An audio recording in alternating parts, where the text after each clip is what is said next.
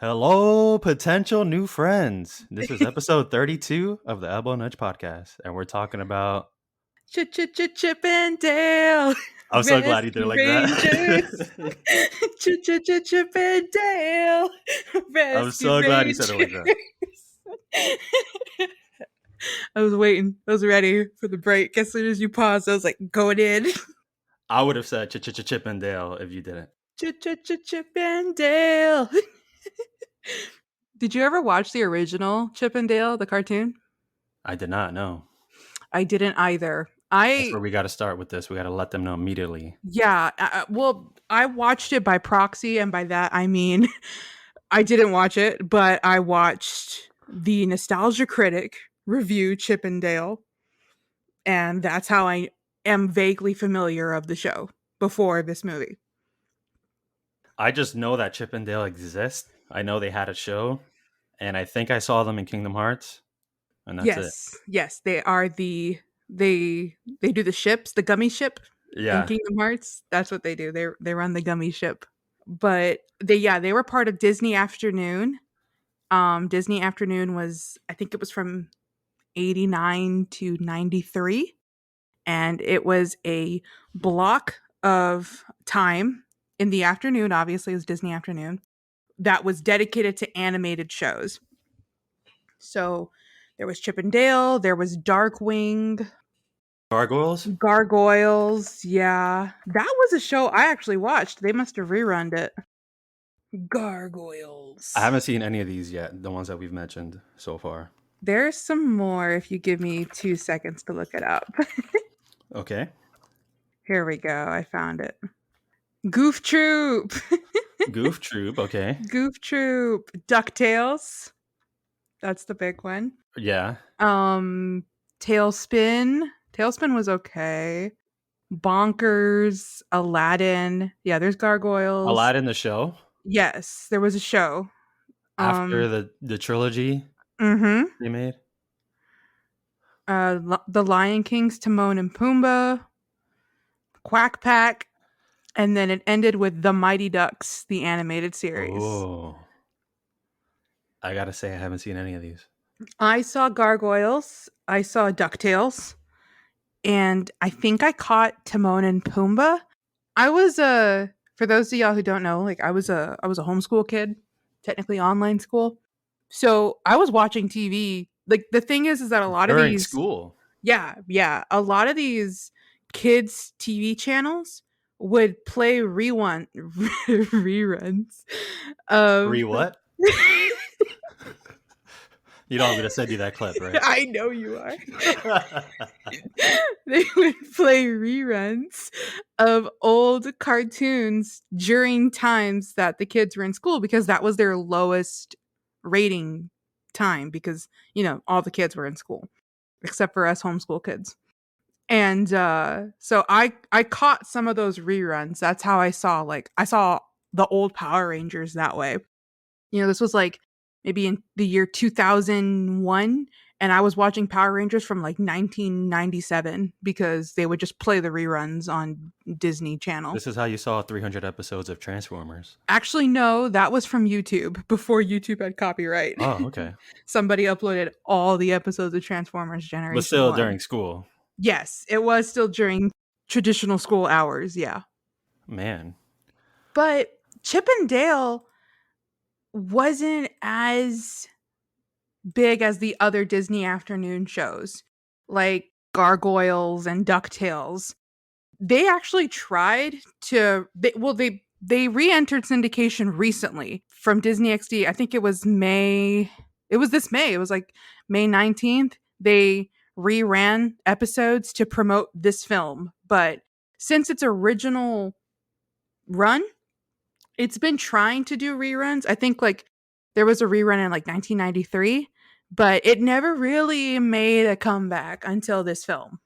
So I want to bring up how we're even talking about this right now.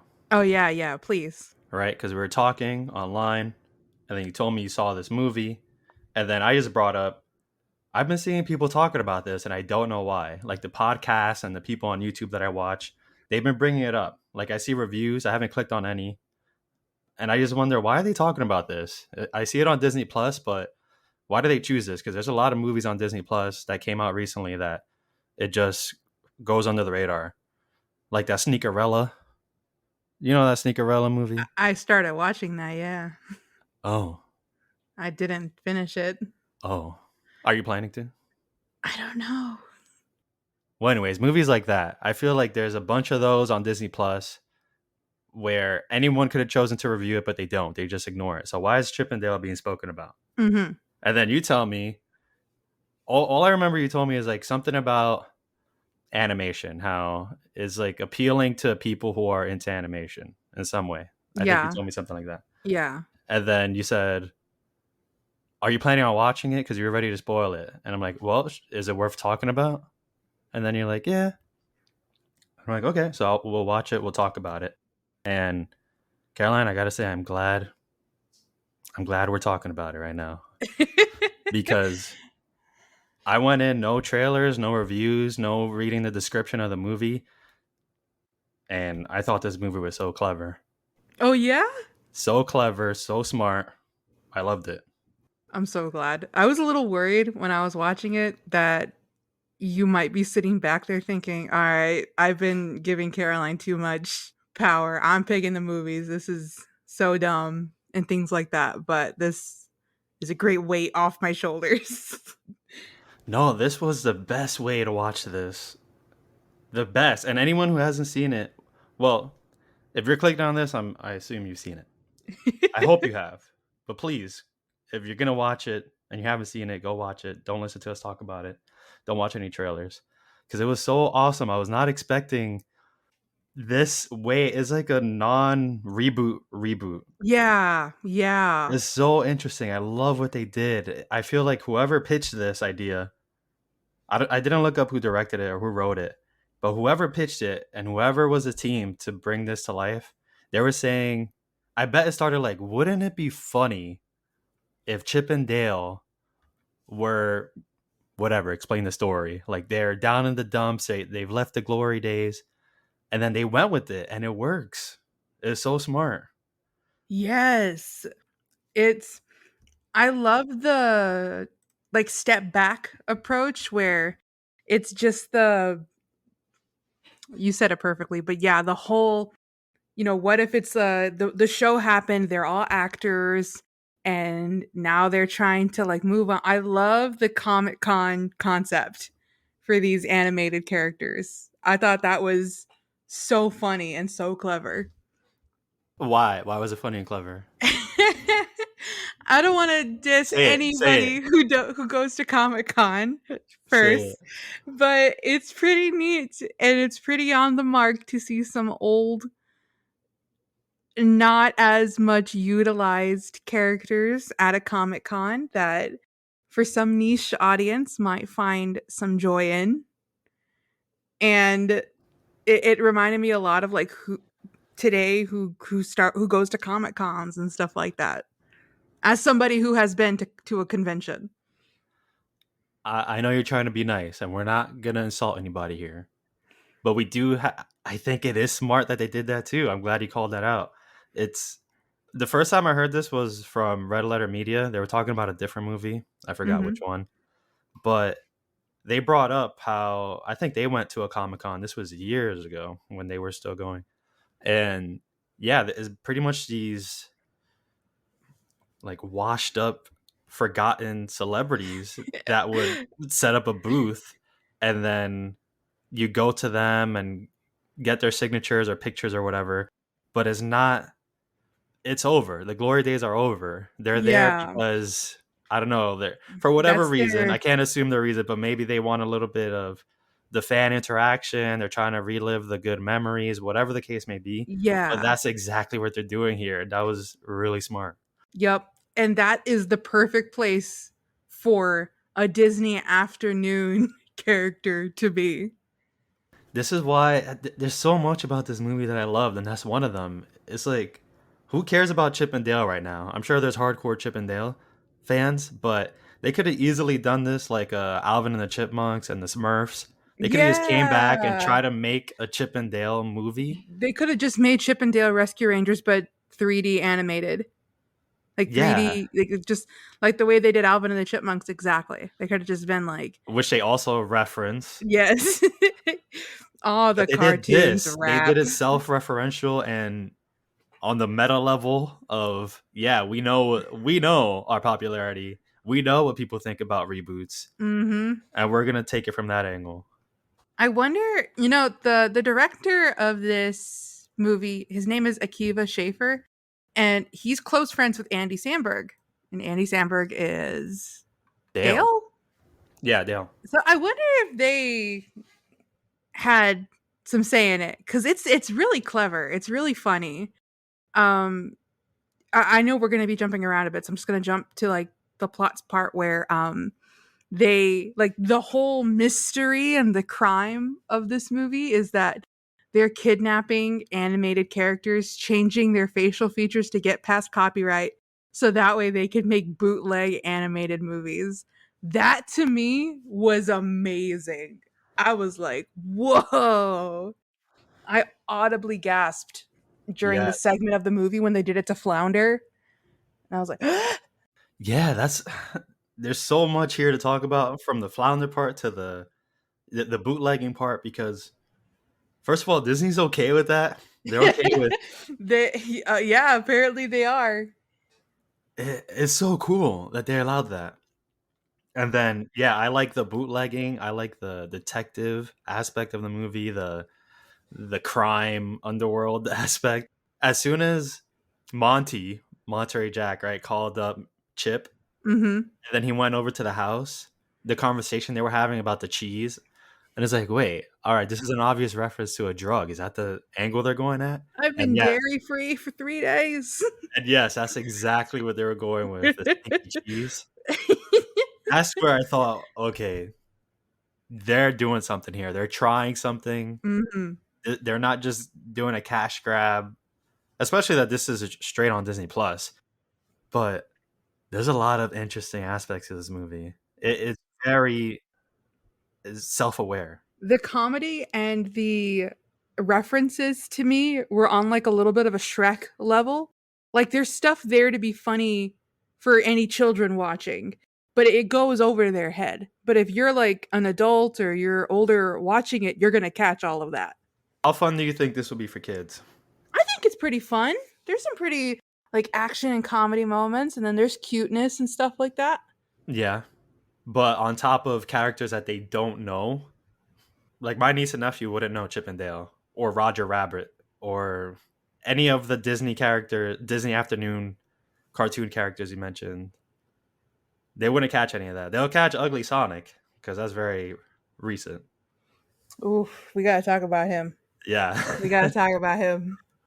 But they'll catch like Baloo and maybe like Peter Pan. Peter Pan, yeah, is not Baloo, no. um there's some like if they haven't seen Little Mermaid, don't show them this. Yeah, things like that. It's like, well, I'm not going to speak for kids around the world, but I'm thinking for my niece and nephew, should they see an ugly Sonic? We just saw Sonic 2 recently. They loved Yeah. it. Should they see an ugly Sonic?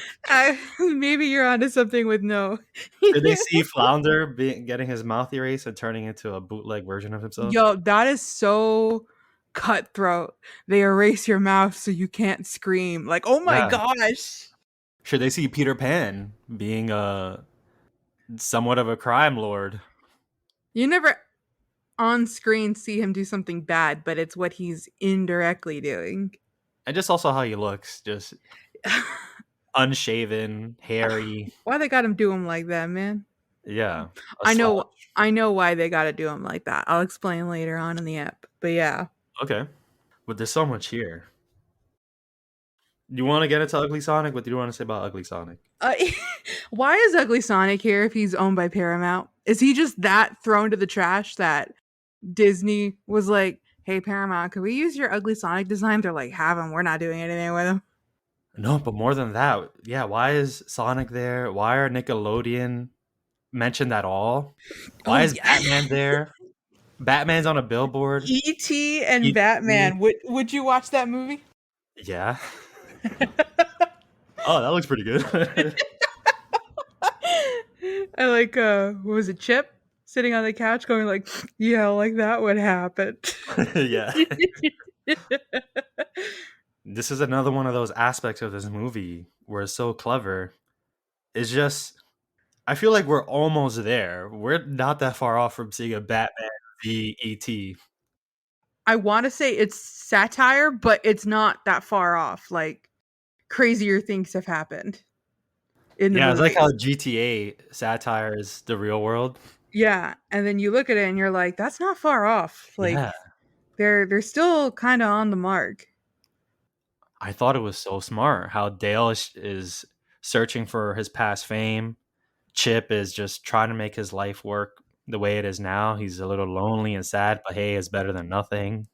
Yeah, Chip himself, like I love the way they were written there, like what they're doing now in a way, because that's what a lot of washed up stars do. You ever think of like you ever know of Rick Astley? You know, he did a Never Gonna Give You Up. I'm no He stranger to Rick Ashley. we're no strangers to Rick Astley. What You know about him? the rules and so do I. So he never got a dime from the whole Rick roll blowing up. There was no real way to monetize it at the time.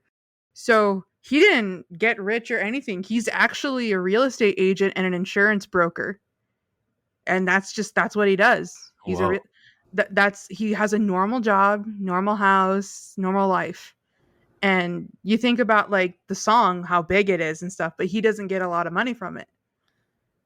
And so that's one end of the spectrum, and then you get all these people who like go to Comic Con and go to these conventions.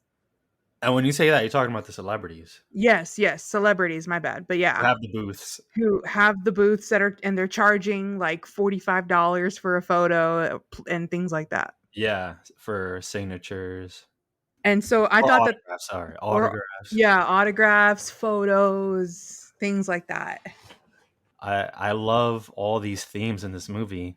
And the just I guess he was walking down like some sort of Hollywood boulevard, with the actors on the sidewalk, the actor stars.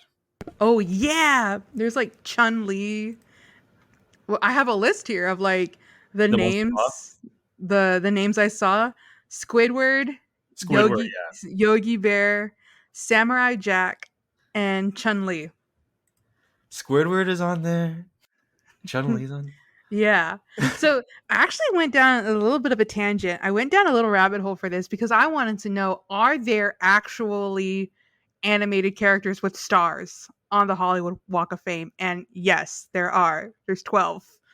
Oh, awesome. Let's hear it. There's Alvin and the Chipmunks, Big All, Bird, all three?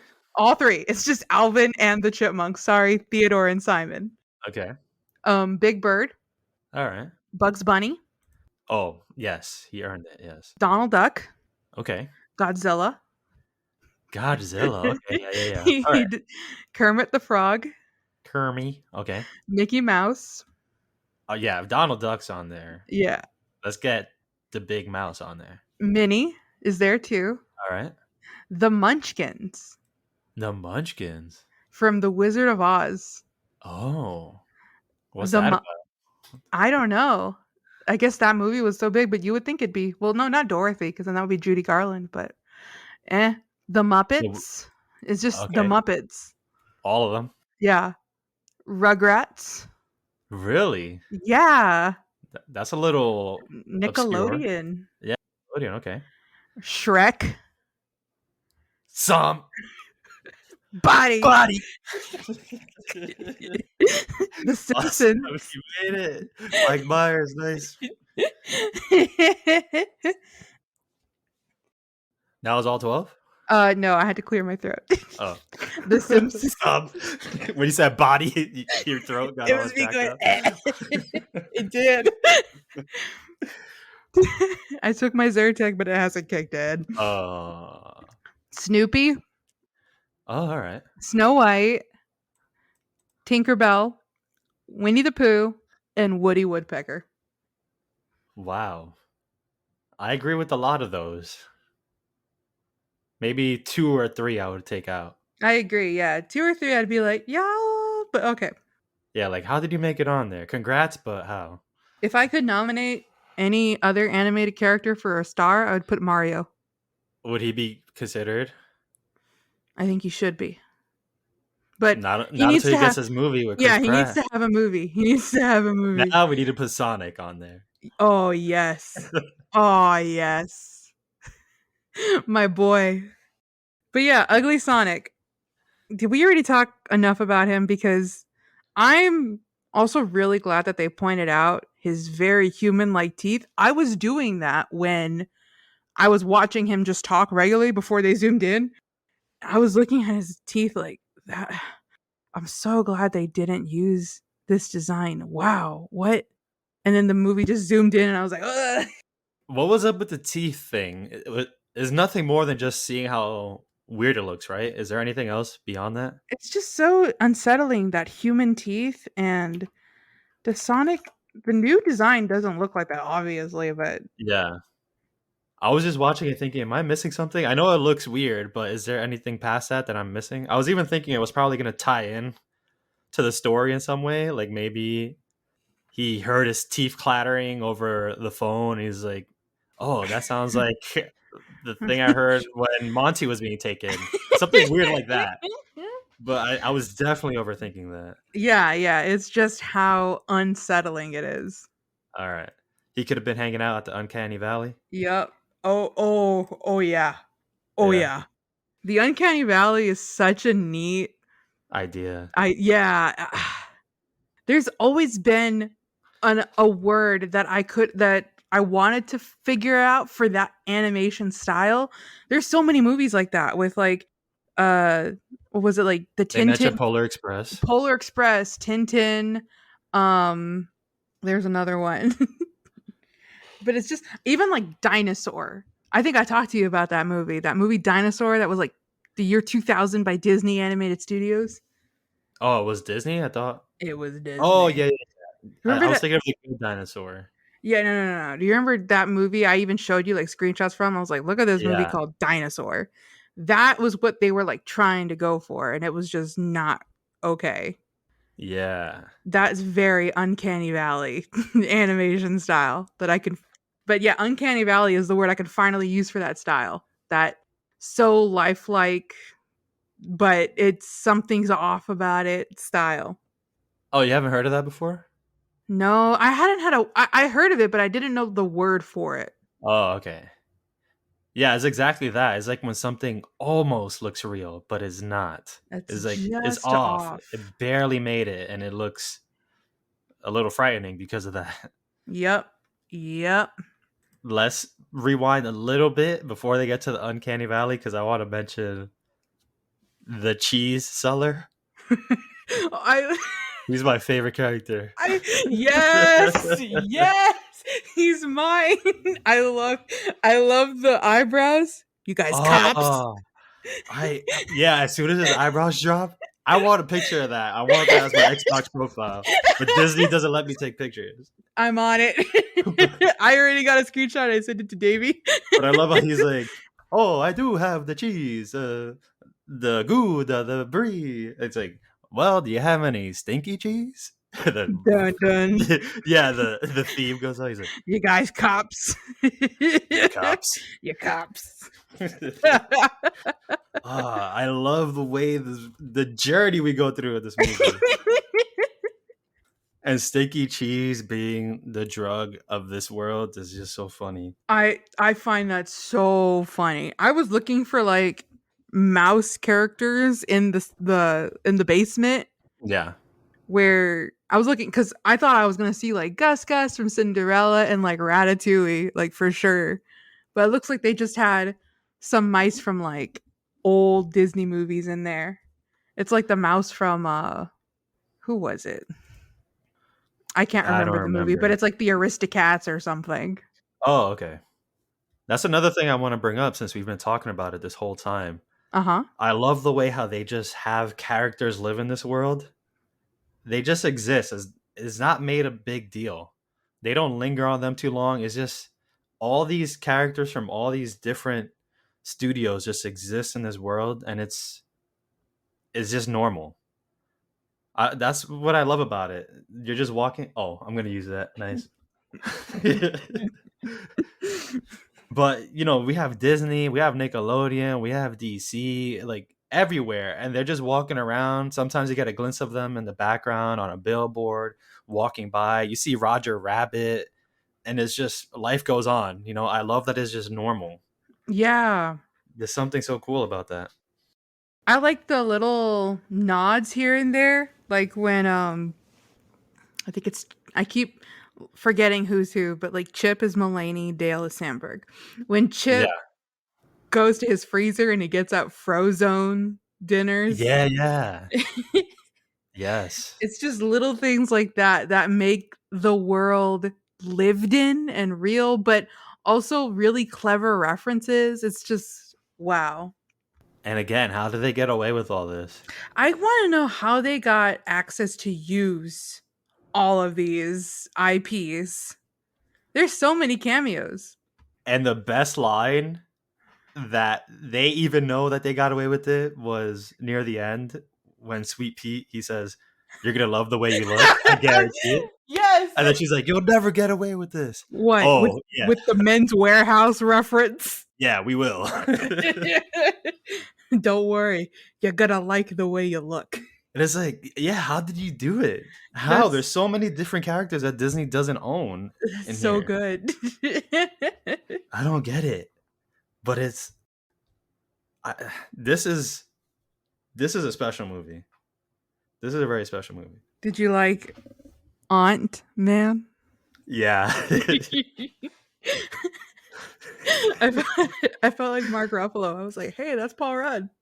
I was like, Just staring at him from behind while he's interviewing. that was me. I was just like, "Hey, that's it. That's Paul Rudd.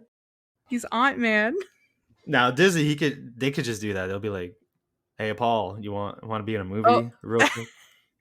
yeah, they own that. They can just they're poking fun at themselves. But Yeah, the cats in the Cats was alley, good. That was good. the In the cats Uncanny Valley, in the yes. uncanny valley. It was the Ah cats. man, it's things like that. Is just come on. Who thought of this? Did you also see whenever they're looking at the wall of plastic bags of all the characters that have been like taken? Yeah, what was in there? Did you see the hair from a certain character? No, no. Which one did I miss? Oh, well, hang on. All right, Let me go to my episode 32 folder. folder. Do you notice that hair? Does it look familiar? Is this Sora? Yeah. That's Sora's hair. That's Sora's hair from He Kingdom got Hearts. bootleg. He did. Wow. When you walk away. See, Disney even has control over Square Enix, I mean, they do own like 51% of Kingdom Hearts. so they could do whatever the heck they want with that 1%. Absolutely. Yep. Yep. This is I don't know. I don't know what to say about this. It's just I love what they did. There's even like whenever I think at the end the chase scene when they're going through all of the bootleg studios, they come across Pete. You know Pete, right?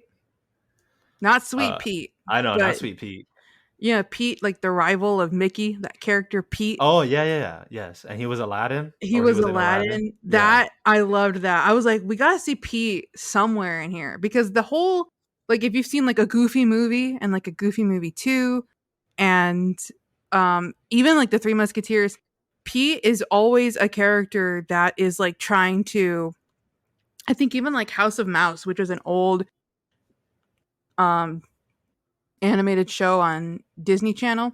And that House of Mouse was like, what if Disney owned this comedy club and all of the Disney animated characters would come visit? And so it was often like shorts and like music videos and things like that. And it was called Disney's House of Mouse. And Pete is always trying to close down the House of Mouse. And he's always got this idea for like remaking the great films with bootleg kind of movies. Though they're not really like bootleg, but he's like, what if we like try to go back to our old ways of fame and stuff? It was just like a little weekly fiend kind of thing. But when I saw him in as Aladdin in like the bootleg studio, I was like, that's that's a perfect place to put him. That's where he ends up. Like that's what he's always been hinting at his whole character. He's always just trying to like So they even nailed that. they even nailed that. They even nailed that perfectly. This was done by fans, people who paid attention to these kinds of films. Yeah, I'm so surprised with this movie. I love the way I was introduced to it, not knowing anything, and then yeah, you can tell people have really thought about it, starting from the very beginning. Just a story in general. Like instead of making a little adventure for Chip and Dale, let's acknowledge the state of where Chip and Dale is at right now, and where would they be if they were actual characters or actors, and let's put them in this world where animation and humans exist and is not a big deal. They just live together. That's another thing I like too. Yeah, I think that must be how they approach the show, where it's like, okay, let's take out the animation aspect. If you were stars of a major TV show back in like 89, what would you be doing now? And it's like you'd either be working a regular job or you'd be at a Comic Con, like charging for a booth. Yeah, and the point I was gonna say to that was Dale getting his CGI surgery. Oh, yeah. They just talk about it like it's a normal thing. They say it, they comment on it like it's plastic surgery, like, oh, yeah, your CG surgery was done really tasteful. Yeah, but that's how I like that. It's just again normal. People see animated characters, characters see other types of animations from other worlds, other studios, and it's just everyone's living normally. I love the variety of animation they used for this film. From CG, 2D. CG, 2D, even the police chief, the Gumby kind of animation. Yeah, and his frame rate, Yes. the frames. What's it called for animation though? It's not frame rate. Frames per second. It's like frames per second, but it's also, man, there's a word for it Well, where he had it, less frames per second. yes, yes. AK Simmons. Because his is like stop motion. Yeah, And what else? There's like the 3D animated that's more Japanese cuz like when they're going down Uncanny Valley and there's that girl that's like with the flowers. That's a very Japanese yeah. animation. And then there's even that scene where they're in the what's the name of that machine? But it's like gonna change I know their what you mean. I don't know what it's called. yeah, they're in that machine and it's making them look in different animation styles. Now this I want to call out. Okay. I don't want to harp on it too much, but this is what I want to see from anime. How come there's no different styles like this? And this is what we've spoken about. I'm pretty sure I brought it up in one of the Ghibli episodes we spoke about. But I'm like, I would love to see Japanese animated shows and different art styles, and how come those aren't getting popular? You know, there are out there. There are animes I know it's not that are just out there, everybody making one type of but style. yeah, they don't get that popular. Why? Why is that? It's just not as well received. A lot of times the average anime viewer will look at that style and say it's not as pretty or pleasing to look at as the regular style. And that Ah, kind of feeds into that whole quote problem with anime unquote.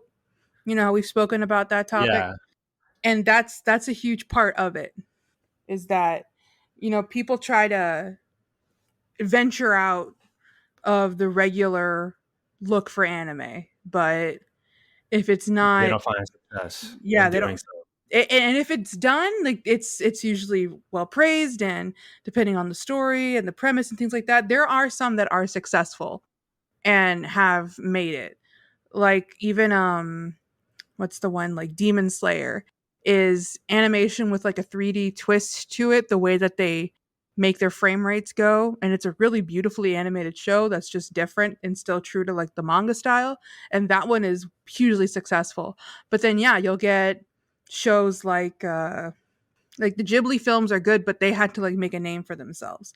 And then there's a couple more, but I would have to like really rack through my list to pull them out. But yeah, Oh, and they're I can see the differences. Like the Ghibli films don't look like Attack on Titan, and Attack on Titan hmm doesn't look like Yu-Gi-Oh, but they all have certain foundational qualities that are the same. exactly, And yeah. I would want a huge difference, like how when you saw that machine going off, showing different art styles, it's like The Simpsons doesn't look like Danny Phantom, and Danny Phantom doesn't look like Snow White, and it's like huge differences. Yeah.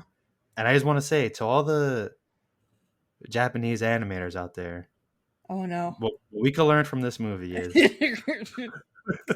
the biggest risk is not taking any risk at all. There's a movie called Lupin. I think it's Lupin the Third. It's a Japanese animated movie, and it's a really beautiful combination of 2D and 3D. I need to show you the trailer after the pod, but that Okay. has been one of the revolutionary animation takes in Japan. Is this movie called Lupin the Third? I need to show it to you. But that's like a step in the right direction for 3D animated. It's no Earwig and the Witch. It's really well done. Oh, you got to ease them in. You can't just go full blown 3D animated. It's 3D animated fully, but they take a lot of the traits, and it's just I need to show it to you. Okay. It's really hard for me to put it into words, but when you see it, you'll get it. Okay. All right. But So Chip with and this Dale, machine, oh, oh yeah, go go ahead, ahead. go you go ahead. I'll bring mine up later. Mine was just I was gonna see if you knew all the characters that Sweet Pete turned into from that machine. Remember when it went haywire and it was just blasting off on Sweet Pete, and then he became a big final boss Oh yeah, abomination let me looking see if I thing? can find a picture of him. I'm pretty sure I could. That's like a good quiz for me. 'Cause I don't know. I didn't catch that many, but I know obviously Woody's leg was there, Yeah, there's a transformer a leg. transformer leg, and then there's other things that I heard. There's familiar sounds I recognize, but I couldn't call them out. He's got the chest of Little John. Wait, yeah, from Robin Hood. Robin Hood and Little John walking through the forest. Oh, I wouldn't have known that. I would not have called that. Um, he's got a friend in me. He's got like the head looks vaguely Kung Fu Panda, but also like Zootopia. Yeah, the head. The head I couldn't really recall. The head is very Zootopia like. It's got to be from one of those. I'm trying to figure out the cape. Like he's got like a green ish cape.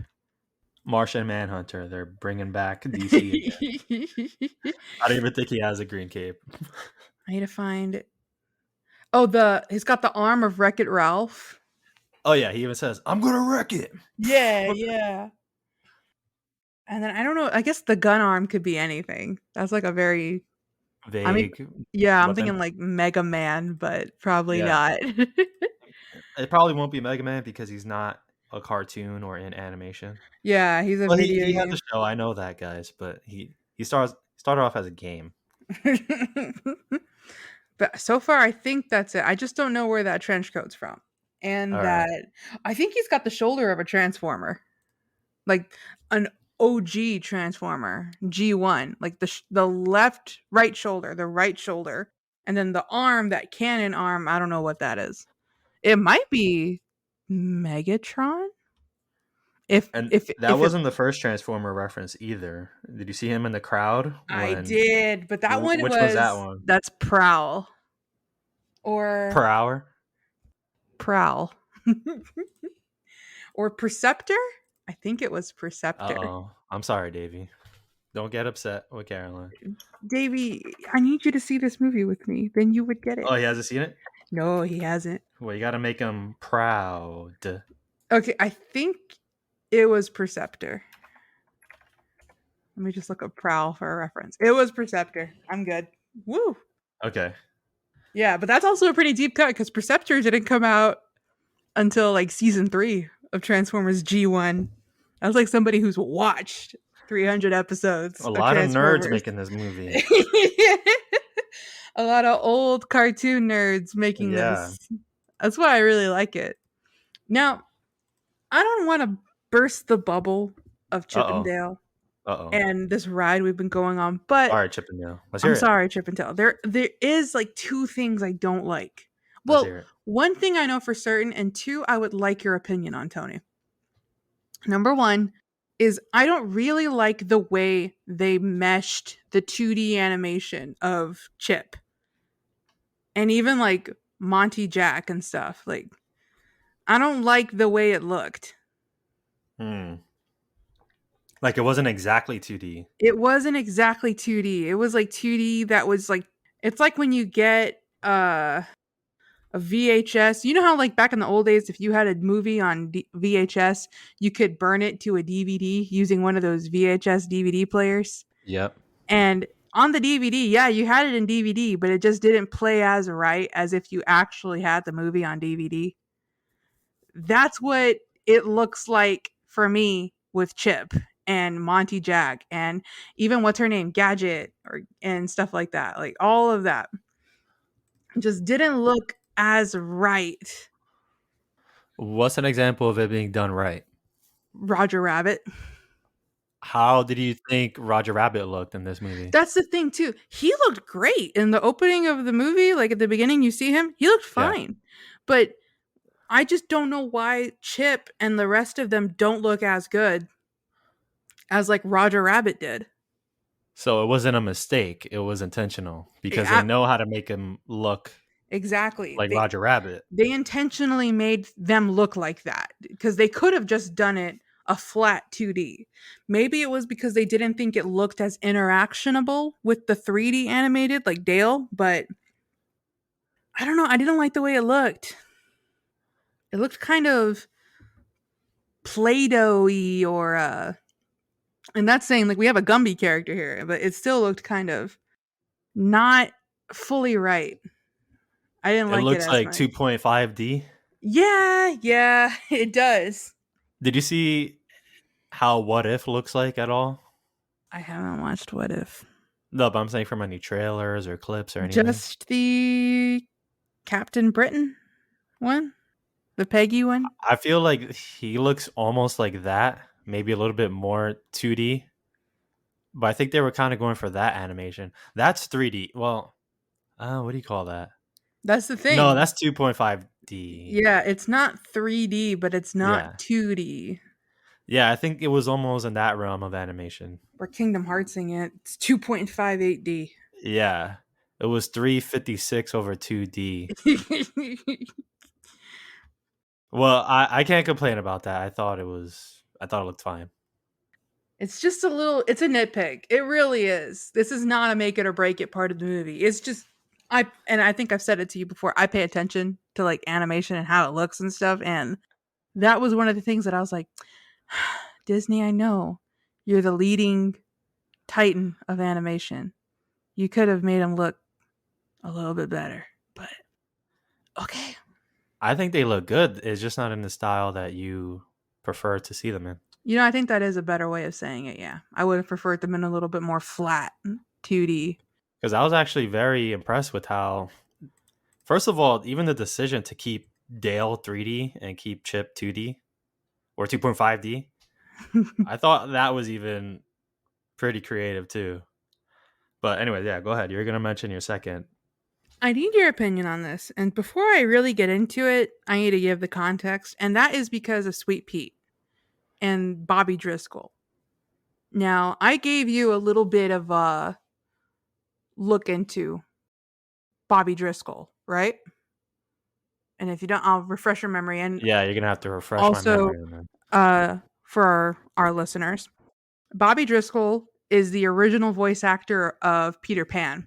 He was also Disney's golden boy during that era. He was in Song of the South, which was that very controversial Disney movie. He was also in he was just after Peter Pan, he would also like go and play a bunch of other movies. He was in what's the word? He was in Treasure Island. He was in this movie called So Dear to My Heart. He even won an Oscar for singing the song Zippity Doo Dah, because that's in Song of the South. But Howard Hughes in the year, I think 1950. It was just when Howard Hughes bought RKO Studios. RKO Studios was the distributor for Disney. So this was kind of before Disney was the titan that it is now. This was when Disney was just an animation company. And RKO, Howard Hughes, hated that whole concept of having like child stars, and he ended up firing Bobby Driscoll. And then what also led to it was that Bobby Driscoll, when he turned 16, he didn't look like a little boy anymore. He had acne, he had facial hair, he hit puberty obviously, so his voice didn't even sound the same. He couldn't sing the songs anymore. And he Disney basically dropped him with no he didn't have a severance, he didn't have anything that you would give to an employee after you let them go.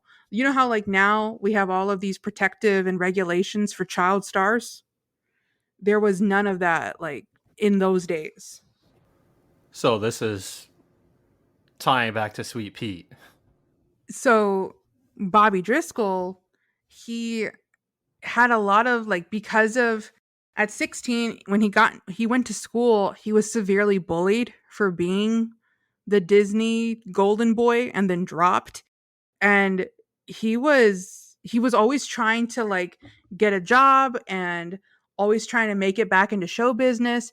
And he even wrote in a memoir that he was Disney's golden boy. He's the one that like made all these films and movies a classic for Disney, and then Disney just dumped him and started making movies with somebody else again, and they gave him no financial support.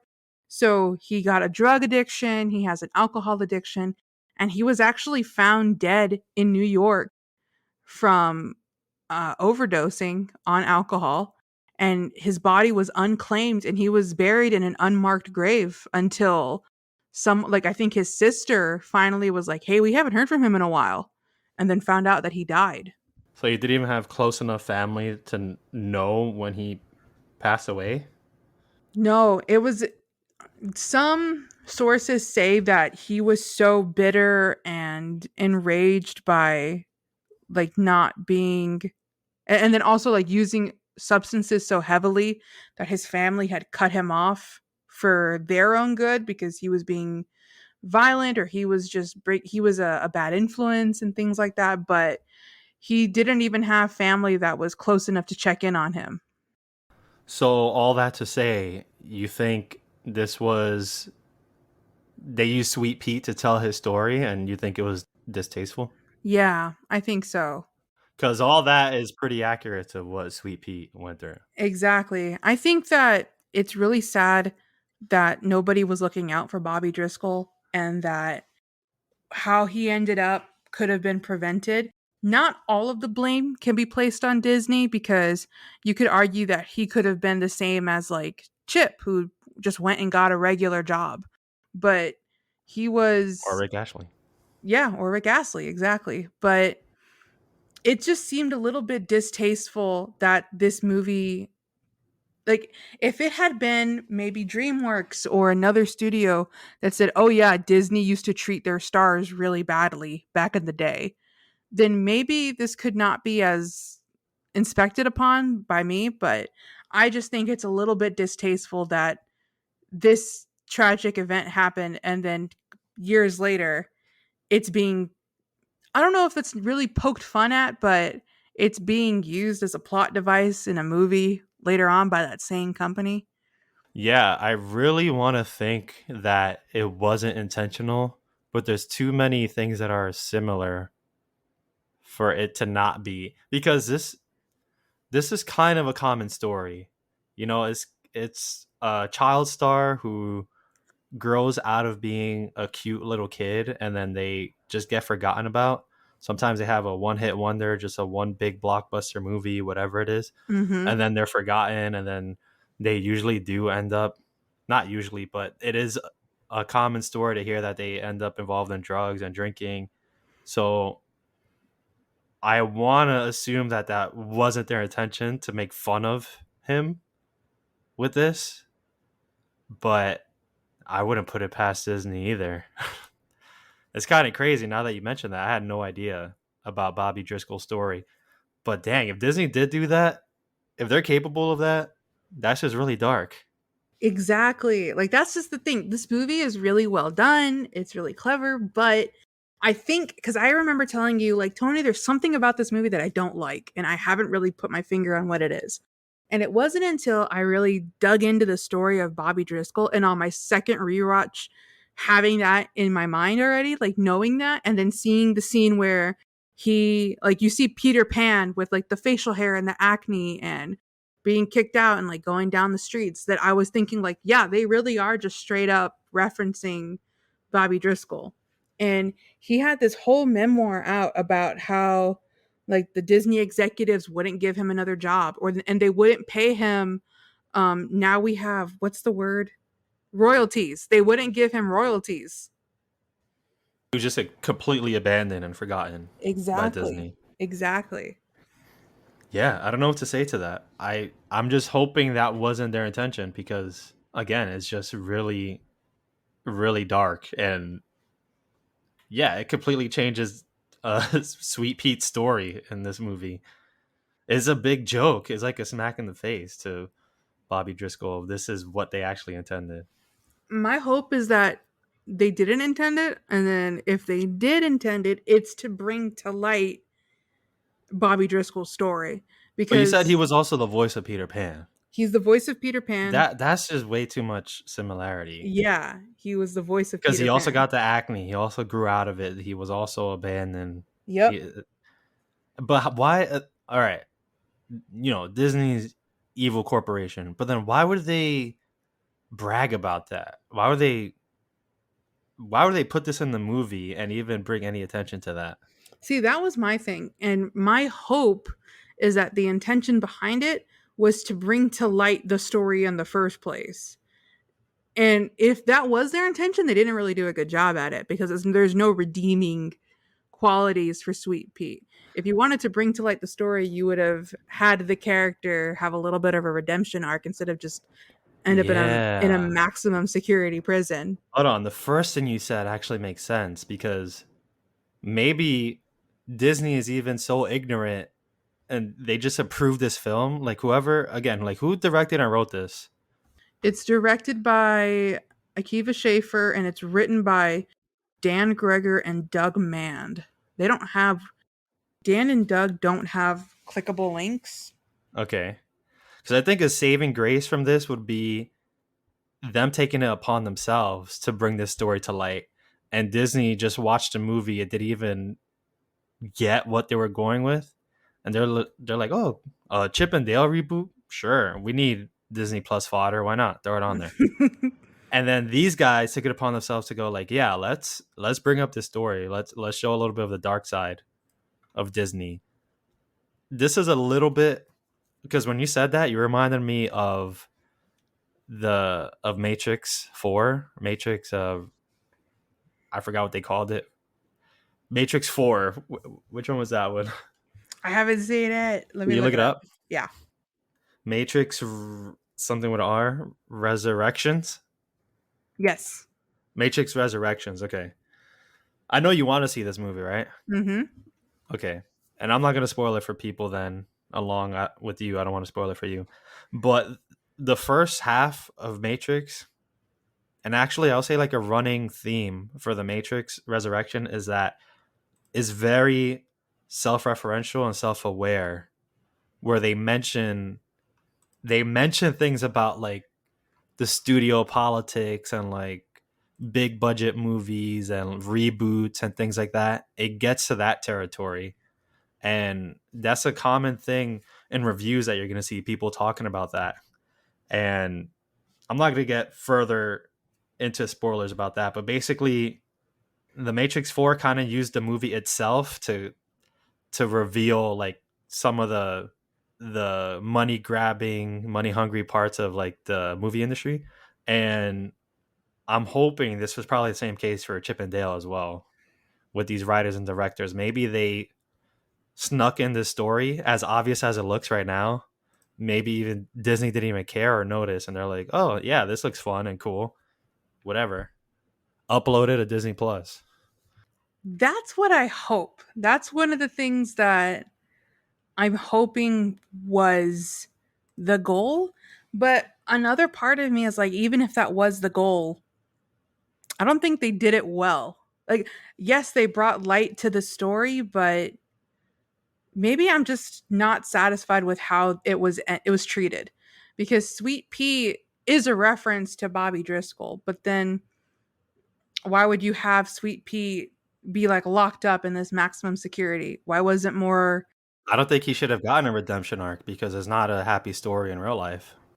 I guess you're right. Maybe yeah, it would have been worse if they tried to rewrite their wrongs. And I don't want to defend this either. I'm just trying to find the logic in this too. The first one being, if Disney was okay with this, I just can't believe that they'll brag about it and be like, "Yeah, we did this.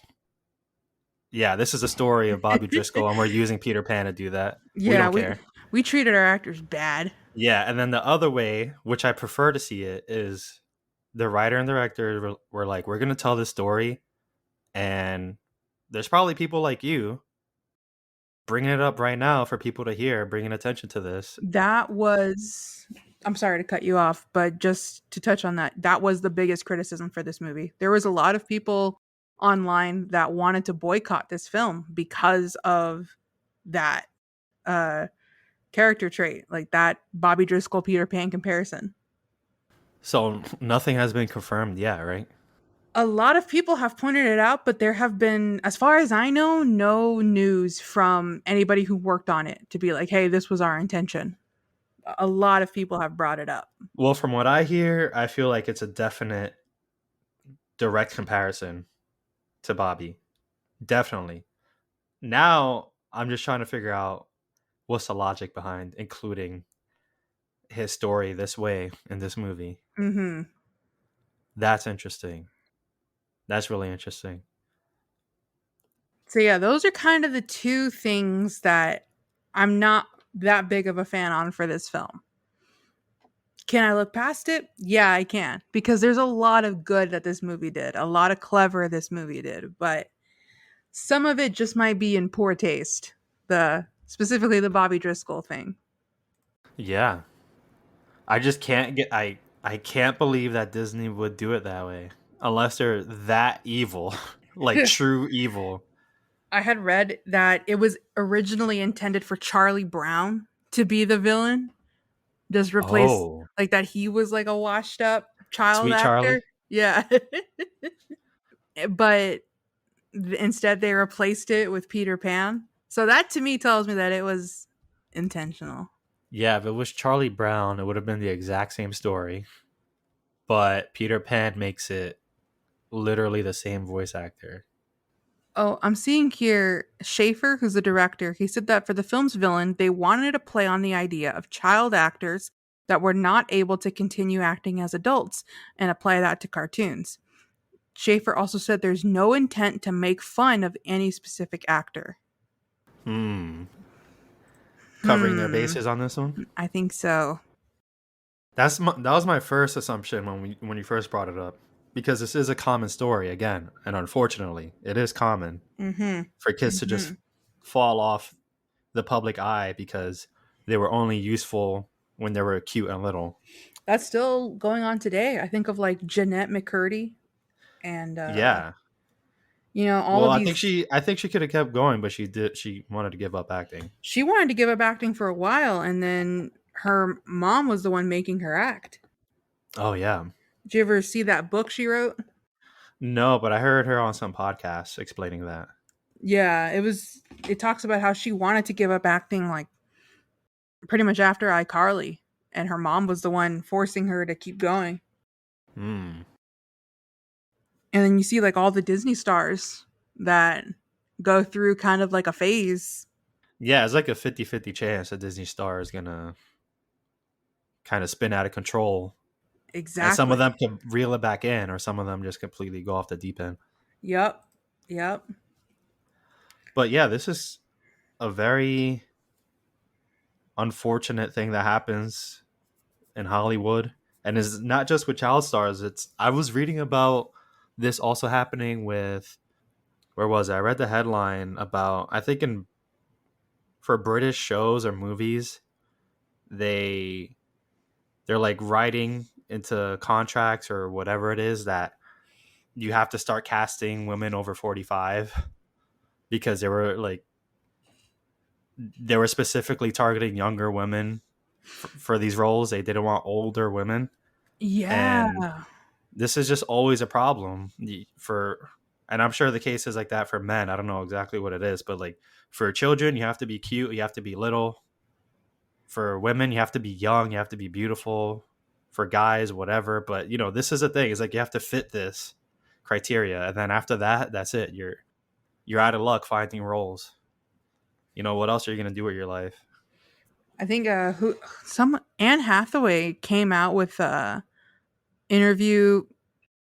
I wish I could have the time to find it, but like it was either with Variety or Vogue, insert publication here, where she talked about how when she turned 40, the people that she She's would already use, 40. I think she is 40.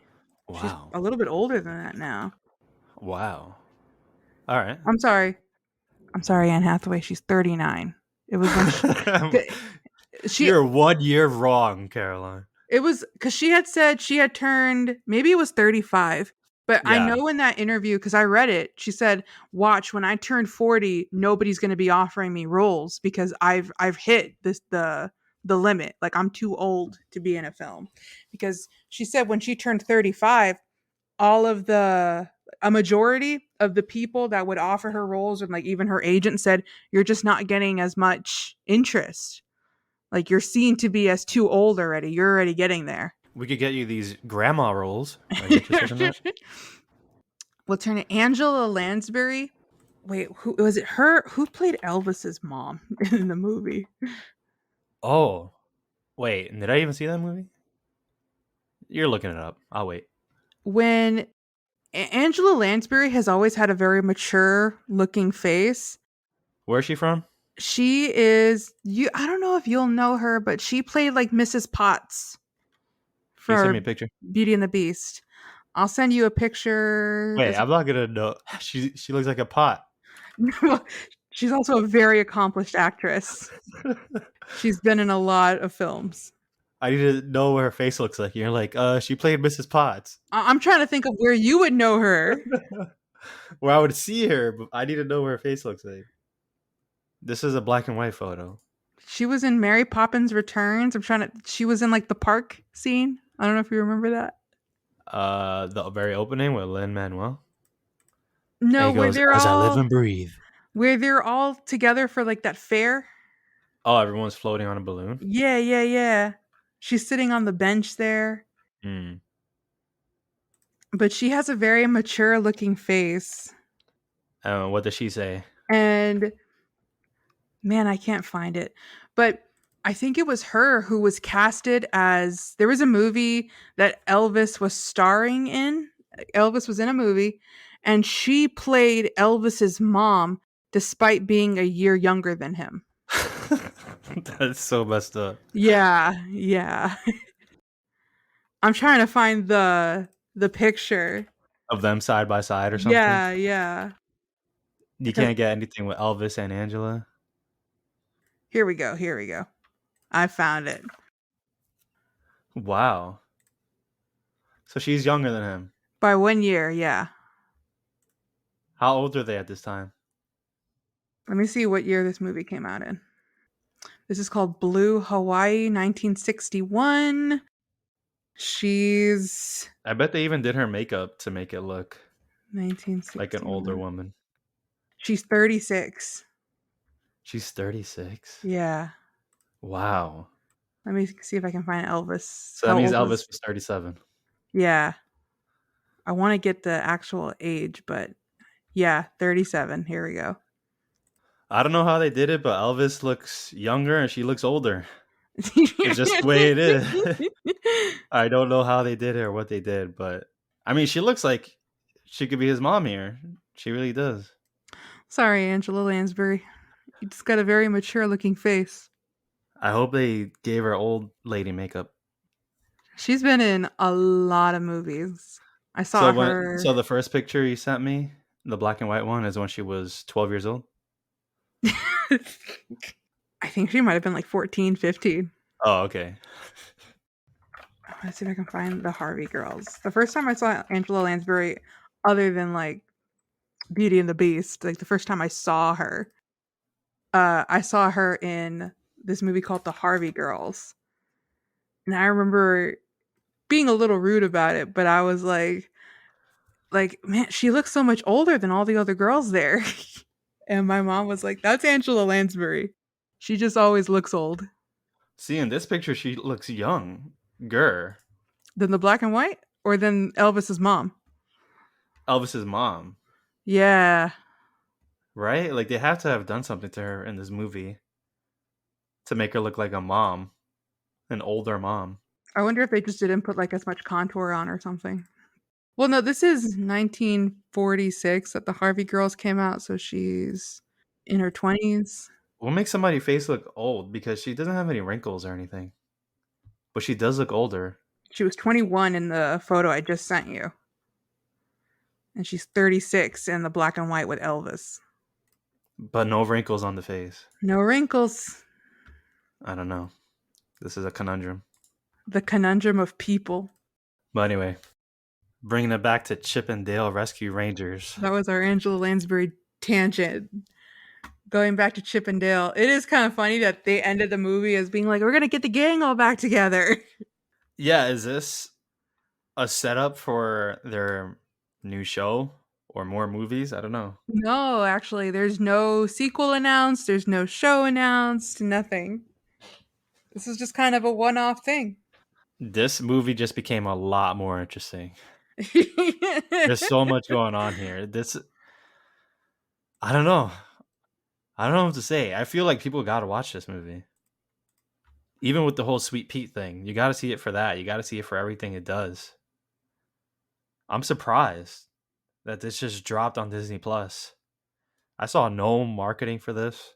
Did you? Like any trailers or anything? Yeah, I did. Yeah. I, I saw Sneakerella trailers and I didn't see a thing about this. It just shadow dropped in my life. I saw some on Instagram, some on TikTok, and then I saw some on YouTube. And I was more interested in watching it for, well, one, I had a friend message me and she was like, hey, I just saw Chip and Dale. I think you would really like it. You should watch it. So it was a real word of mouth thing. I had seen some previews, like I said, on my social medias, but it wasn't enough for me to actually like dive in and watch it. The real push for me was John Mulaney. I was like, wait, John Mulaney is Chip? Okay. I like John Mulaney. He always does just his voice because his voice sounds like a cartoon already. He like Peter Porker. Yeah. Spider Pig is Spider. just his voice. Yeah. And the same thing with this. It's just his voice It's for just his Chip, voice. but it's really good. Oddly enough, he's the straight man in this movie. Yeah. When he could easily be the funny one, but they got Andy Samberg for that. Andy Samberg is perfect to be the funny one. I feel like they could have both easily been the comedic relief or the straight man. No, I think it was perfect. I think they both, Andy Samberg definitely has the goofier kind of take on the voice, and John Mulaney's, that's the thing too, is that's I think that's I the think John comedy of it. Mulaney's voice is goofier. I think that's the comedy of it, is that John Mulaney has the goofier voice, but he's the straight man. Yeah. Well, I'm saying if they wanted to reverse roles, they could have. I feel like they could have pulled it off. I think Andy Samberg has been the straight man in a couple things. Sometimes his music videos, depending on which one. And I didn't see This Is My Boy or My Boy, whatever the movie is with Adam Sandler. But I'm pretty sure it looks like he'll play the straight man and Adam Sandler is like the wacky one. I haven't seen an Adam Sandler film in a long, I think the last Oh, one I we gotta saw, watch 50 First Dates. the last Adam Sandler film I saw, I think, was Bedtime Stories. I don't even know what that one is. It's I haven't heard of that. it's a treat. It's a treat. Did you see Click? No, actually, I didn't see Click.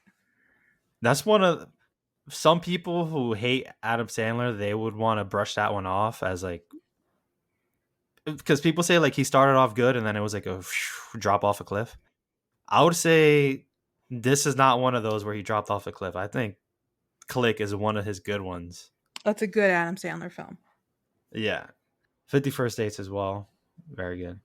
We'll need to add those to the list. Yeah. I wouldn't want to subject you to bedtime stories. I saw that in theaters Oh, you paid for that. with Ashley.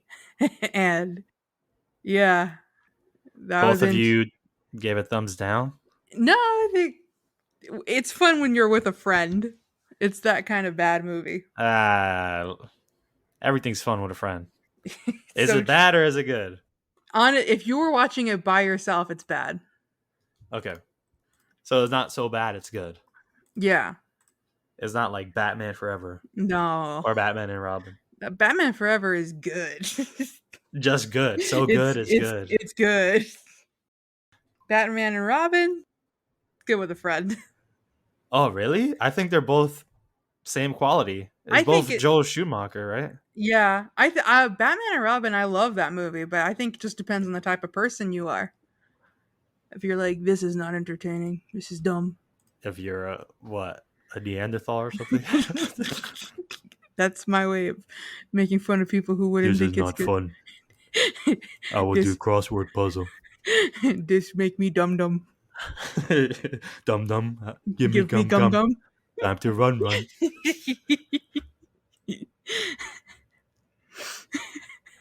Did you see the Shrek body wash in the factory? Yeah. Oh man, you see, people gotta see this movie. I'm telling you, there's so many things like that is just not made a big deal. It's just like, hey, this is what we do. We're melting down weird products that never sold. Yeah, poorly selling products. Come on, this is good stuff. Did you know I owned the Shrek body wash? You're saying that like I would be surprised. You're saying that like anybody who's listening would be surprised. When I saw that in the movie, I was Leo. I was Leonardo DiCaprio. I was like, hey, I own that. I was pointing up. I was like, You're like, hey, you ran to your bathroom. Like, hey, I have it right here. I have it. It's in mint condition. I called up DreamWorks for the formula. They gave it to me in a PDF. I think it was even called swamp soap or something like that. You smell like a swamp. Get out my swamp. Which was the onion flavor one. You ever had that one? It was like green and oozy too. It was like that Nickelodeon slime texture. And then I only ever bought it once. I never repurchased it because my mom was like, this is disgusting. And like, come on, boy. We all had then your breath is like swamp we have loofahs. Like my family have always used loofahs. And I had a white loofah when I was a little kid that I would always take a bath with. And my mom knew she had to stop buying that soap because it turned my loofah green. And it stood green? It stood green. So you dyed your skin. You have green. You're part ogre. I'm part radioactive. You're part swamp. I remember she threw it out. Human. She threw out the loofah and she's like, we're not getting that. You're going back to Dove. And I was like, And we're getting you a new loofah. Yeah. It's like, you're getting a new loofah. And we're exfoliating your skin. No, the Shrek. No. Somebody. Did you ever put All-Star while you're taking a shower? And then when you're done, you kick open your bathroom door. I know. I dramatically opened my shower curtain. How does Shrek? You should know this. How does Shrek end the intro of the movie? Where he's like, "But hey, that's a tale for another day" or something. What does he say? What does he say? You know what I'm saying? He's like explaining the fairy tale. Do you know what I'm talking about, Caroline? Isn't that how he ended it? Just that's a tale for another day. No, well, how did he start it? He was like explaining a fairy tale. Yeah, it was like once upon a time. That's a bunch of baloney. He was like telling Fiona's whole story. He was like, once upon a time in a faraway kingdom, there was a princess. But then how does that end? Because as soon as he says that, he busts open the door, and then it goes, somebody wants to be the one. Do you know what I'm talking about? How does he end it? How does he end it? Look up the clip on YouTube. I am. Hang on. Look it up. Oh, Because that's how he you got said out the shower. he said like that's ever gonna happen. What a load of somebody was. Somebody was to be You the know one. what? There's Caroline. She just got done with the shower. That's me. Finishing up. I ate the sharpest It's tool in too the late, the shed. shed. Get out of my tub, Caroline. Give up the soap. No, this is my swamp, my soap. Oh man. Do you remember that Grinch ketchup?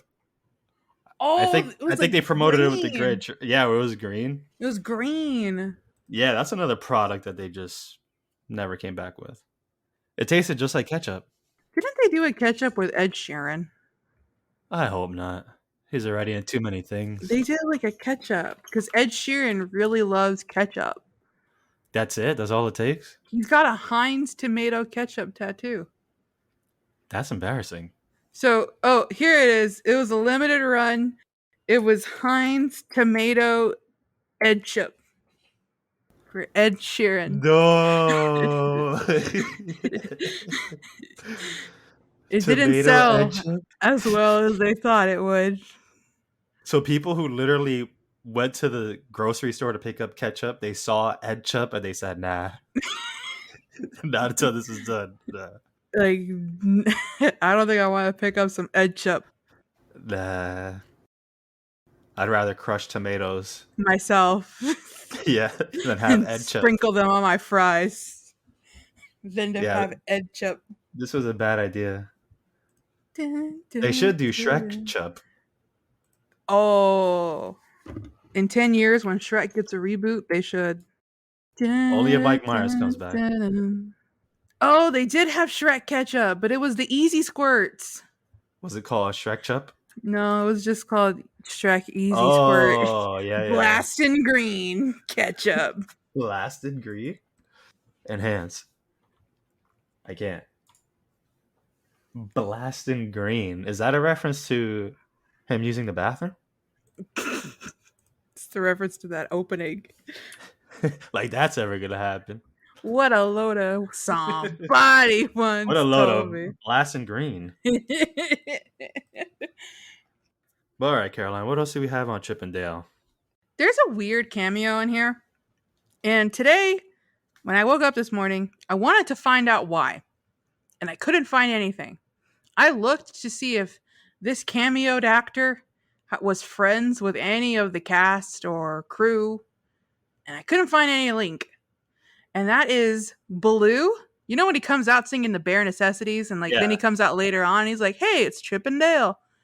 So he's not a lot of like the cameo voice actors in here. They're the unsung heroes because it's like Jim Cummings, Peter Cullen. Like these are, if you're an animation fan, these are big names in the animation, especially like the Disney animation. Jim Cummings is like Tigger, and Peter Cullen is Optimus Prime. But he also played like a lot of characters from the 80s and 90s animation industry kind of thing. So a lot of these voice actors are pretty big, but Baloo, they didn't get any, even like the TV actor who played Baloo in like the Jungle Book show or anything like that. They got a Christian singer, Stephen Curtis Chapman, and he plays Baloo. And I was over here like, why is Stephen Curtis Chapman in this movie? This is boggling my mind. Why is he here? And I couldn't figure out why. I even found like the Instagram post where he put like, "Hey everybody, I've always loved the Jungle Book and I'm finally able to play as my favorite character Baloo in Chip and Dale Rescue Rangers. It's out today on Disney Plus." But why is he there? How did a Christian singer get this much clout? I think this is a Ed Sheeran situation. He just liked that character so much. They're like, sure, you could play him. Why not? It's so weird to me. How did Okay, sure.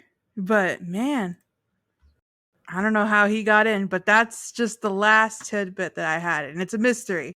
If anybody knows, or if they've I don't seen think it's any anything deeper than that. on the interwebs. I just want to know. I don't even care if the answer is not all that interesting.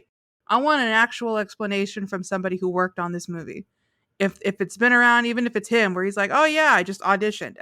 I couldn't find anything. I couldn't find any explanation." Okay. Well, whoever figures it out, you can let Caroline know, or else he's gonna drive her crazy. It is. Me, I'm satisfied with my answer. I want to know why the guy who sings "This Is the Air I Breathe" is in Chippendale Rescue Rangers. That's all I want to know. You reminded me of some of the small things I wanted to bring up that I forgot. Uh huh. For some reason, I really liked when Chip was showing the picture of Monterey Jack to the cheese I seller. googled him. Yeah, he did have a picture of him. He Googled him. He put Rescue Rangers Monty, and you see it in the search bar. Yep. Yep. I love that. And of course, I can't believe we didn't bring it up, but when Chip and Dale get their official outfits, and they're Dun, like, dun, just grab any dun, disguise. dun, dun, dun, Yeah, they look exactly like Chip and Dale. dun, dun, dun. That was a clap in the theater moment if we saw it in theaters. Yes, I loved when Chip is telling Dale about Millie, and he's like, "Oh, I gotta get home. Millie is probably worried. She hasn't eaten everything. She's probably peeing on everything." And he's like, "Oh, are you seeing someone? She sounds nice." No, She's a dog. she's a dog. Millie is a dog. Oh, I'm sure she's fine. She's not. She can't be that bad. I liked that. I liked that a lot. I think there was one more. Oh, all the Seth Rogen characters. Oh my gosh, yeah. That was really good. That was really good. Come on. There's things like that where it's like people really thought about this. They really thought of. I bet a lot of conversations was, wouldn't it be funny if we could do this? And then they did it. Yeah, yeah. This movie is really good. I love the approach. I love the mystery. I harped on it originally at the beginning of this episode, but I do really like the mystery of the bootleg. I thought that was so clever. That's such a great crime if you were going to have cartoons be real. Is so closely related to what's going on in this world. The Mhm. focus on being relevant, the focus on being famous, and just finding your way through the movie industry. And yeah, it's clever. It's very clever. People got to see it. It's I don't really know how this good. movie exists. The director said that if this movie gets enough buzz, they'll make a sequel. So, I wonder how that will go. Yeah, I don't know if this movie needs a sequel. It ended pretty well. It ended, I think, Well, I satisfyingly. know the whole Rescue Rangers gang will be together. Chippendale. But outside of that, what would the story be? I feel like the story was very self-contained. Yeah, I liked it. Yeah, but that's it. That's I all I think had. I think that's a wrap up for me too. All right. Let's say our farewells. Thank y'all so much for listening. If you want to hear more from us and you're listening to us on your favorite podcasting platform, hit a follow, the bell icon if you want the notifications. If you're a returning listener, give us an honest review. If you're listening to us on YouTube, like, subscribe, hit the bell icon for all that good notification features. Thanks for listening, everybody. Goodbye and good night.